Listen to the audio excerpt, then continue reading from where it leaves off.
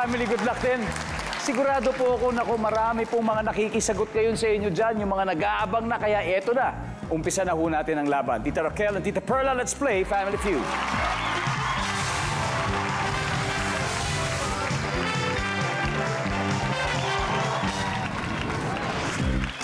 Good luck. Nag-survey kami ng 100 Pinoy and the top 6 answers are on the board. Ito po ang tanong. Sa restaurant, kung minsan, bakit kaya sobrang tagal bago ma-serve ang in-order mong pagkain? Go. Tita Raquel. Niluluto pa. Yan, kasi niluluto pa. Lalo siguro yung mga paella. Mga tagal-lutuin. Steak. Steak, yan, o ganyan. Kasi niluluto. Yan. Tita Raquel, pass or play? Play of All right, let's play round 1. Okay. There you go. Nafi, sa restaurant minsan, ba't kaya sobrang tagal bago i-serve yung pagkain? madaming tao. Ayun! Patok na patok yung restaurant. Daming tao, nandiyan ba yung survey? Yes, correct. Judge. Okay, hindi, bago yan. Pwede magtanong, bakit judge ang ano? It's a very unique name. Bakit nga ba? Medyo Long story kasi yung daddy niya nagpunta sa bundok, may pinasok na kuweba. Ang pangalan ng kuweba is Husgado ng Ina ng Awa.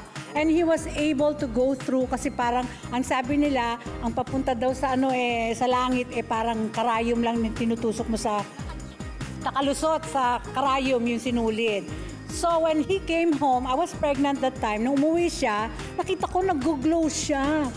Diba? Oo, parang may halo. Kaya sabi ko, oh my God, effective yata. Kaya sabi niya, gusto kong anak ko, pag naging lalaki, Husgado pangalan. Parang pangit naman yung Husgado. Judge na lang kasi meron ng mga artista before, si Judge Reinhold. Yeah. I must say, it's a very unique name, a very nice name, Judge. Thank you. That's why I asked her to say it Correct. because it's such a long story. Galing. Hindi, pero at the same time, maganda yung kwento behind it. Yes. Yun naman yung mahalaga. Ano yung Yes. kwento sa likod ng Yes. pangalan. That's true. At katulad ng restaurant, maraming kwento ang mga restaurant kung bakit tumatagal yung order bago ma-serve. Ano kaya yung dahilan, Judge, sa palagay mo? Nagkamali yung unang order. Nagkamali. Kaya naman pala.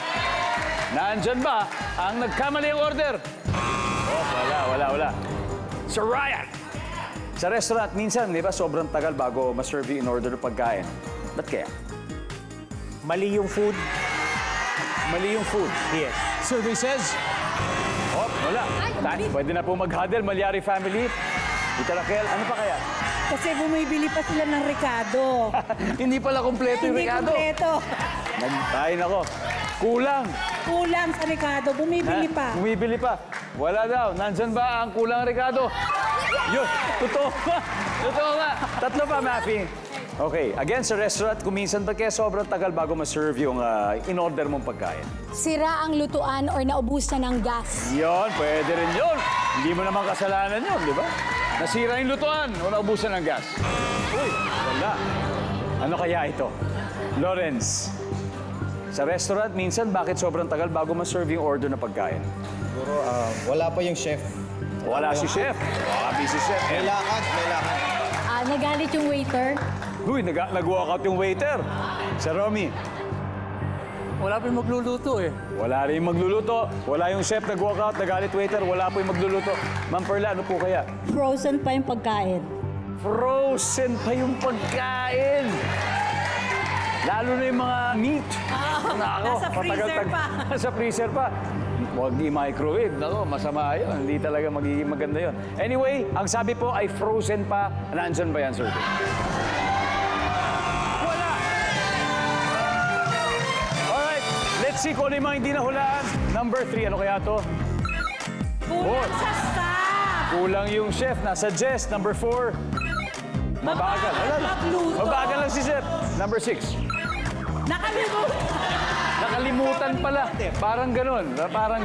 Anyway, pinatunayan po ni Tita Raquel at ang Soler family na may galing talaga sila sa pagsagot dahil 77 points ang nakuha nila sa round 1. Di bale, kung sila naman ay may galing at may asim sa pagsagot, gigil naman ang Malyari family dahil gigil na po sila na maglaro sa susunod na round para maka-score. Kaya abangan